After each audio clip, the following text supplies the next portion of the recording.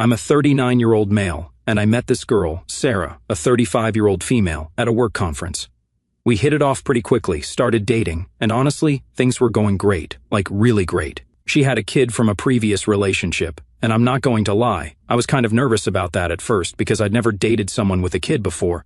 Her son, Tommy, was 7. A smart kid, a bit shy, but we got along pretty well. His real dad was a total loser who kept going in and out of prison, so I guess I ended up being the only stable guy in the kid's life. Not that I was trying to be his dad or anything, we were more like friends. He'd show me his video games, tell me about school, normal kid stuff. I work in finance and have a pretty good job that I worked my butt off to get. Company car, nice benefits, the whole deal. Sarah was working as an admin assistant, not making much but trying her best with Tommy. I started helping out here and there, nothing major at first, just like groceries sometimes, or getting the kid some school stuff he needed. They lived in this tiny apartment in a kind of rough area. The heating barely worked in winter, and their neighbors were always fighting and stuff. Sarah kept saying she wanted to move but couldn't afford anything better. I had this nice 4-bedroom house in a good area, and yeah, I started thinking maybe they could move in. We'd been together over a year at this point. Things were solid. It made sense to take that next step. Tommy was doing well in school but struggling a bit with math, so I'd help him with homework sometimes. The kid was actually pretty bright, he just needed someone to explain stuff properly. His teachers even said his grades were getting better. Sarah would always make a big deal about it, saying how great I was with him, how he'd never had anyone take an interest in his schoolwork before. I have to say, it felt good, like really good. I never had kids of my own, can't have them actually, found that out years ago. So having this kid look up to me, get excited to show me his good grades and stuff, it meant a lot. And Sarah seemed so grateful for everything, always saying how I'd changed their lives. We had this routine going. I'd come over after work, we'd all have dinner together, help Tommy with homework, maybe watch a movie or something. Normal family stuff, Sometimes on weekends, we'd go to the park or the movies. Sarah started talking about maybe quitting her job if we moved in together, saying she could spend more time with Tommy, maybe even go back to school herself. It all sounded pretty good to me. I mean, I had the space, I was doing well at work, and they were basically already spending most weekends at my place anyway. Looking back now, I was such an idiot. Like everything seemed so perfect, a single mom working hard to give her kid a better life, a sweet kid who just needed a positive male role model, me thinking I'm this great guy helping them out. Classic setup, right? But when you're in it, when you're watching this kid grow and thinking you're making a difference in someone's life, you don't see the red flags. I remember this one time Tommy had a school presentation. His dad had promised to come, even told the kid he'd take him for pizza afterward. Of course, he never showed. Tommy was trying so hard not to cry. I ended up taking him for that pizza anyway, told him how proud I was of his presentation. The way that kid smiled, man, that stuff feels real, It makes it hard to believe it was all part of some plan. We were even talking about maybe taking a proper holiday together that summer. Tommy had never been abroad, and Sarah found this really good deal for a week in Spain. I was going to pay for most of it, but she insisted on contributing what she could. That's another thing that made it all seem legit. She never just took handouts, always tried to pay her way when she could. But yeah, that's how it all started before it turned into an absolute nightmare. So, things started getting weird about 3 months before everything went to hell. Looking back now, I can see how Sarah was setting everything up, but at the time, I was too stupid to notice. It started with her getting really interested in my work stuff, like really interested. She'd ask all these questions about our computer systems, how we handle client data, security protocols and stuff. I thought she was just showing interest in my job, maybe thinking about getting into finance herself.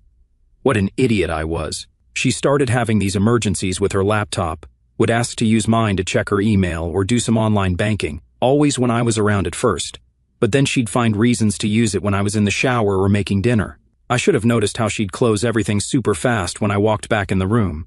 Then she got real sneaky about my phone, started saying stuff like, "Oh babe, can you show me those holiday pictures again? Or let me add my new work number to your contacts." Small stuff that didn't seem weird at the time, but she was watching me put in my passcode every time. The money stuff ramped up too. She'd been having these temporary money problems for a while, always with a good reason, always promising to pay me back. But around this time she started talking about combining our finances, saying it would be easier since we were planning to move in together anyway. She started dropping hints about adding her name to my accounts, just in case something happens to you for Tommy's sake. One day, I caught her taking pictures of some papers in my home office. She played it off real smooth, said Tommy wanted to draw me something but needed to know how to spell my full name and address properly. She even showed me this cute card he made later. Man, she got Tommy involved too, but in this really subtle way. The kid started having all these school projects that needed expensive supplies, or suddenly needed a new laptop for his schoolwork. Always stuff that made me look like the bad guy if I said no. What kind of person refuses to help a kid with his education, right? The worst part was how she used my own work schedule against me. She knew I had this big project coming up, was going to be working late a lot. She started setting up all these family dinners and saying how Tommy was so sad he barely saw me anymore. Made me feel guilty for working so much. She even started messing with my friend circle. Would make little comments about how my best mate Dave seemed a bit off with her, or how my sister didn't really like Tommy, just planting these tiny seeds of doubt, getting me to trust her more than anyone else.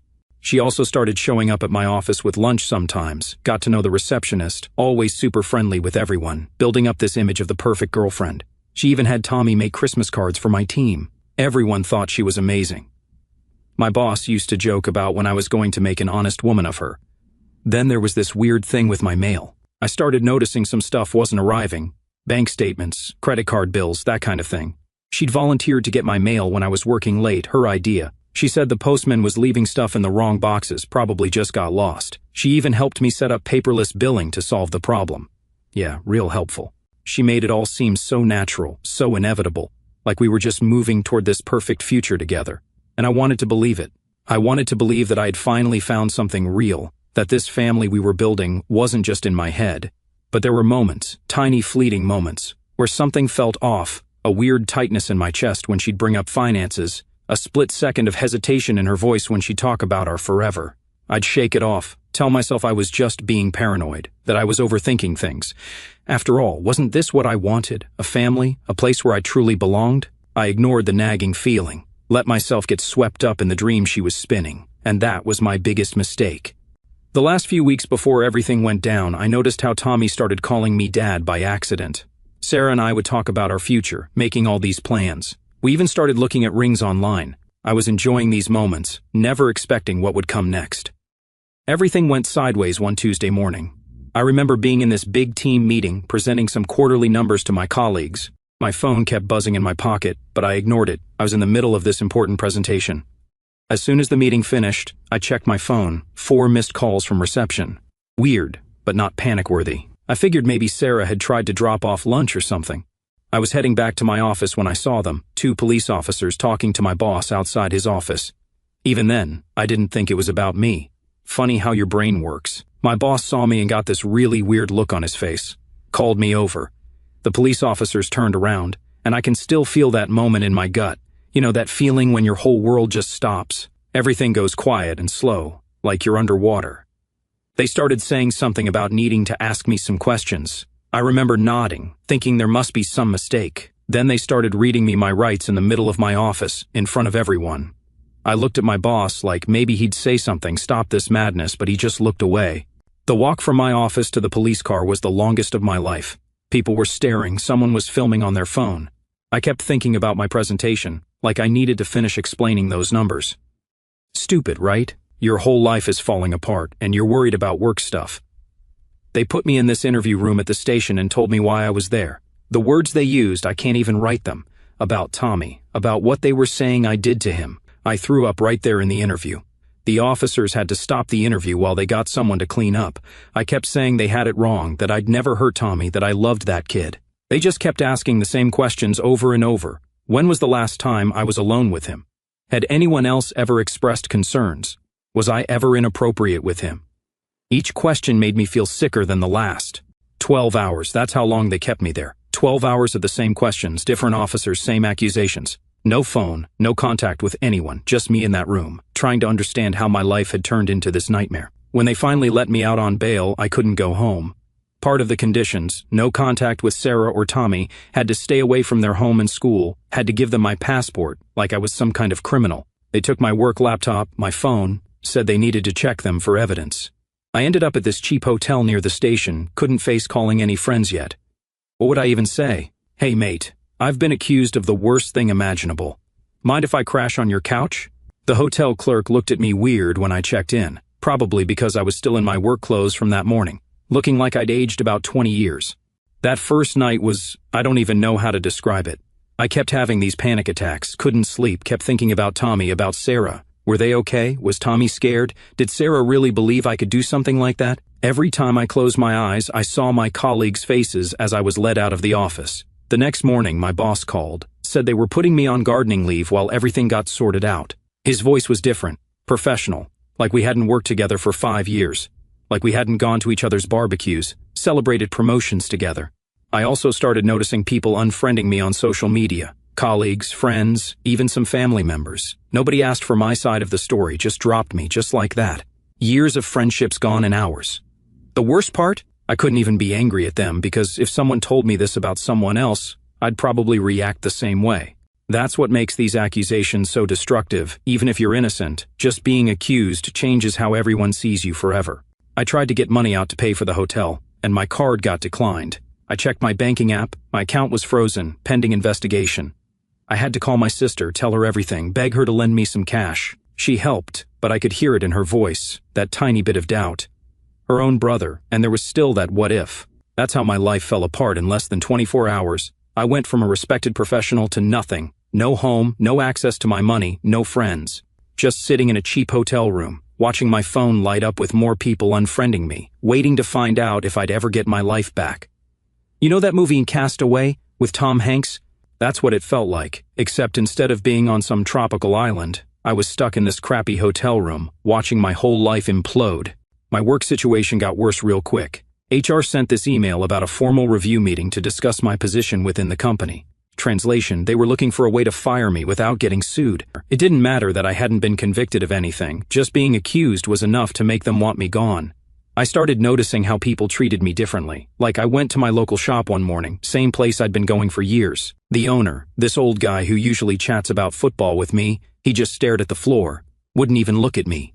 Guess news travels fast in a small town. My colleagues, man, that hurt. These people I'd worked with for years, gone for drinks with, been to their weddings and kids' birthday parties, they all just disappeared.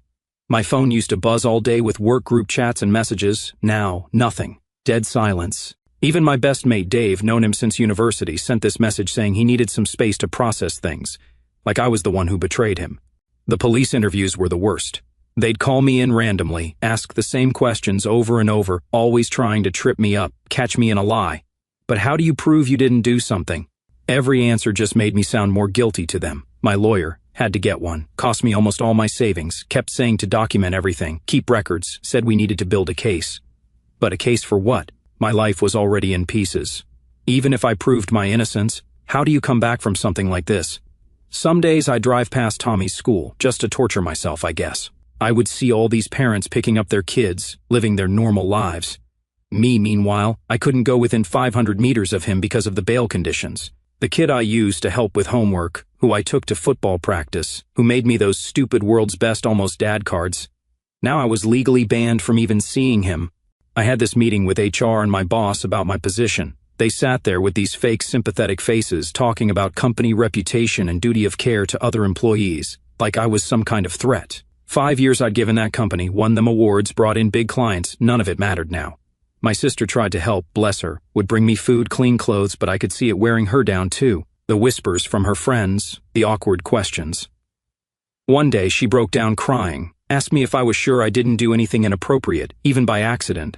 That's when I realized, if my own sister had doubts, what hope did I have with anyone else? Eventually, one day, everything changed. I was sitting in that hotel room, right? Been there almost 3 weeks now, when my phone rings. It's the police station. My heart starts doing that crazy pounding thing again. Every time they called before, it was to drag me in for more questioning. But this time, it's different.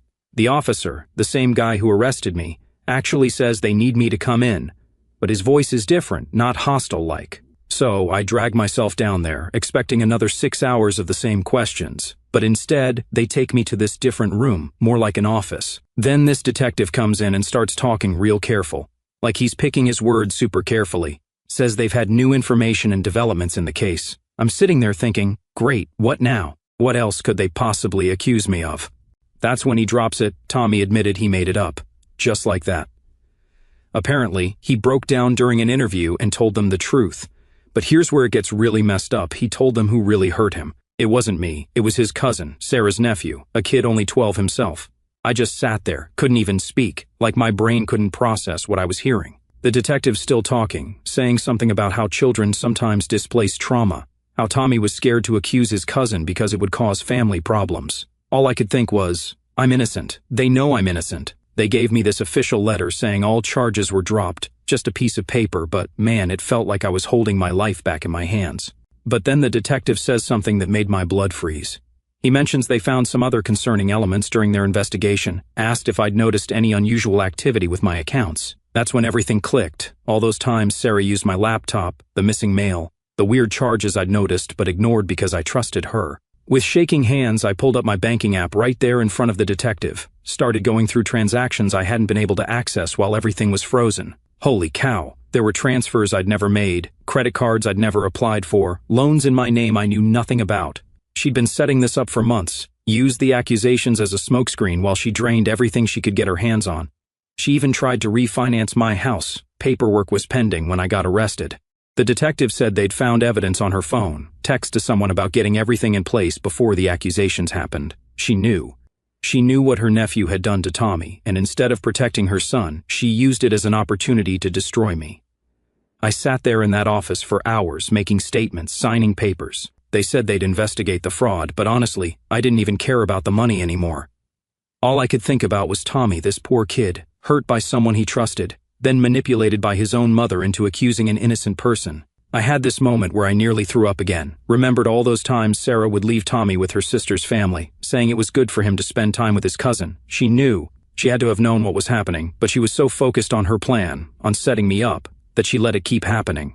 When I finally left the station, I just sat in my car and cried. Not even sad crying, just this weird, empty feeling. Everything I'd lost, my reputation, my job, my friends. And for what? So Sarah could use her own kid's trauma as a cover for stealing from me. I started getting messages from her then, probably heard the charges were dropped. The first one was this long paragraph about how sorry she was, how she did it because she was desperate, how she still loved me. Then another saying how she'd pay me back, she just needed time. Then one begging me not to press charges because, think about Tommy. That last one got me, using her kid again even now. Tommy, who'd been through hell, who she forced to lie to the police, who she used as a pawn in her sick game. That's when the anger really hit. Not for what she did to me, though that was bad enough, but for what she did to her own son. I called my lawyer right there from the car park, told him everything. He started talking about civil suits, criminal charges, restraining orders, but all I could think about was Tommy. I asked if there was any way to make sure he got help, real help, without me having to see Sarah again. The detective called again that evening, said they'd picked Sarah up for questioning about the fraud, said she broke down, admitted everything, claimed she did it because she had gambling debts, people threatening her, always an excuse, right? But then he told me something that made everything even worse. This wasn't her first time doing this. There were other guys, other accusations, other cities. Tommy wasn't even her only kid. She had another one she'd lost custody of years ago.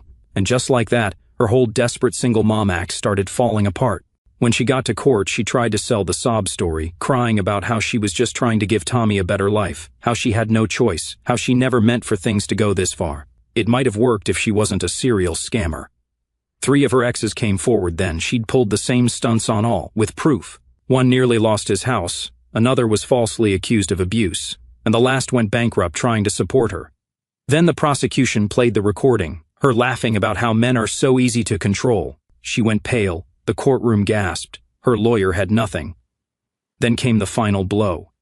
The judge asked why, if she was so desperate, she had wired thousands to an online casino just weeks before my arrest. The prosecution pulled up bank records, straight from my stolen accounts. Her lawyer stammered. She broke down, and for the first time she realized she was done. She tried one last move, begging, playing the victim, claiming she was just a mother who wanted the best for her son. The judge didn't even flinch. A good mother doesn't use her child as a weapon. 4 years, no parole, no leniency. As she was led away, she tried to make eye contact with me, like I was supposed to forgive her, like I was supposed to save her. I didn't. She mouthed, "Maybe please, maybe help me." I turned my back and walked out, but my whole body went cold. All the stories about Tommy's dad being in prison, about her struggling as a single mom, about her terrible ex who abandoned them, how many of those were lies? How much of the person I thought I knew was real? After that, something in me just snapped, not in a violent way, but more like I finally woke up. All that confusion and depression turned into this cold, focused anger. I decided I wasn't going to be her victim anymore.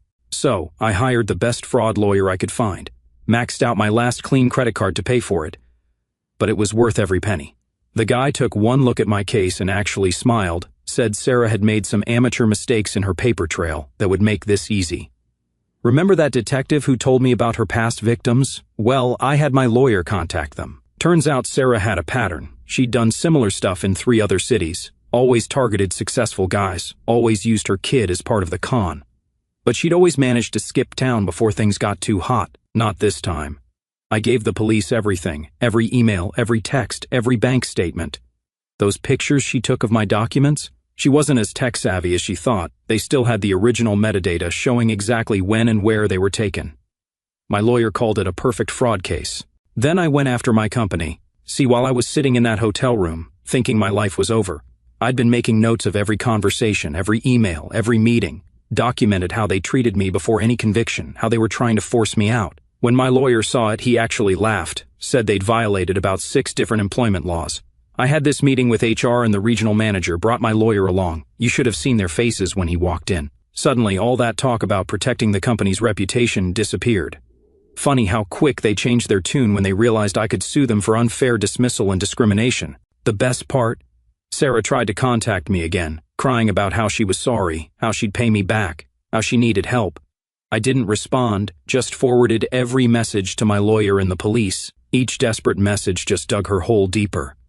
Then I found out she'd started bad-mouthing me on social media, playing the victim. Perfect. My lawyer said that was exactly what we wanted, more evidence of defamation. Every post, every comment, every lie she told just made our case stronger. Remember those friends who ghosted me? They started crawling back once the truth came out. Dave, my supposed best mate, tried to act like nothing happened. Just looking out for the kids, mate, he said. Yeah, well, looking out for your mate of 15 years might have been good too. I blocked his number. Found out Sarah had been lying to Tommy about his real dad too. The guy wasn't in prison, she just kept them apart with false accusations. My lawyer helped me get evidence to his father's attorney. Now she's facing interference with custody on top of everything else. My company settled out of court, full back pay, hefty compensation for the emotional distress, and a glowing reference for my next job. They even offered to keep me on with a promotion, but by then I was done with that. Tommy's with his dad now, getting proper counseling. I sent him a letter through his therapist, told him none of this was his fault, that he was just a kid caught up in Sarah's games. Not sure if he'll ever read it, but it felt right. So, yeah, I'm writing this after 6 months since everything went down. 6 months since Sarah got sentenced, since Tommy went to live with his dad, since I started putting my life back together. First off, Sarah's in prison now, 4 years, probably serve 2 if she behaves. Her family tried reaching out to me after the sentencing, apparently had no idea about her past, about the other guys she'd scammed. Sure, they didn't. I blocked their numbers too. The situation's still messy. Insurance covered about 60% of what she stole, but I'm still fighting to get the rest back. My lawyer says we might be able to get some from her family. Turns out they were keeping some of her earnings for her. Karma's funny like that. The work stuff actually turned out okay. After the settlement, I used some of the money to start my own consulting business. Working from home mostly, picking my own clients. Pay's not as good as my old job yet, but I don't have to deal with office politics or people whispering behind my back. The hardest part was dealing with Tommy's letter. The kid wrote to me from his new home with his dad. His therapist helped him write it. You could tell because it was all proper and formal, not like the notes he used to leave on my fridge. Said he was sorry for lying, that his mom told him he had to do it or bad people would hurt them. Said he missed me. I wrote back, took me like 20 drafts to get it right. Told him none of it was his fault, that he was just a kid caught up in adult problems. Said I hoped he was doing better with his dad, that I was glad he was getting help. Didn't promise to stay in touch though, some doors are better left closed, you know. Had to move cities in the end. Too many memories, too many people who knew the story but not the truth. Found this nice place up north, near the coast, different scene, different people. Nobody here knows me as that guy who got accused or Sarah's ex. I'm just the new guy who works in finance and goes running on the beach. Dating again? Nah, not yet. I got some trust issues to work through first. Plus, single moms are definitely off the table for a while, maybe forever. Call it trauma, call it learning from experience, whatever. Funny thing is, some good actually came from all this. Made me realize who my real friends were. Like my sister, she stuck by me even when she had doubts. And this guy, Mark, from my old rugby club, he was the only one who actually asked for my side of the story before judging. They're the only ones from my old life I still talk to. The other day, I was going through some old boxes, found those Father's Day cards Tommy made me. Nearly threw them out but ended up keeping them. Not because I missed those times, now I know they weren't even real. but as a reminder to trust my gut next time something feels off. Sarah still tries to contact me sometimes. Got her sister to pass me a letter last month, saying she's changed in prison and wants to make amends. The return address went straight in the bin. Some people don't deserve second chances. And that's where things stand now. Life's different, but not all bad. Got my own business, new city, fresh start. Still got some trust issues to work through. Still jump a bit when my phone rings with an unknown number, but I'm getting there. I think the biggest lesson from all this is that sometimes the happy ending isn't getting everything back to how it was. Sometimes it's about building something new from the wreckage. Something that's maybe not as shiny, but is stronger, more real.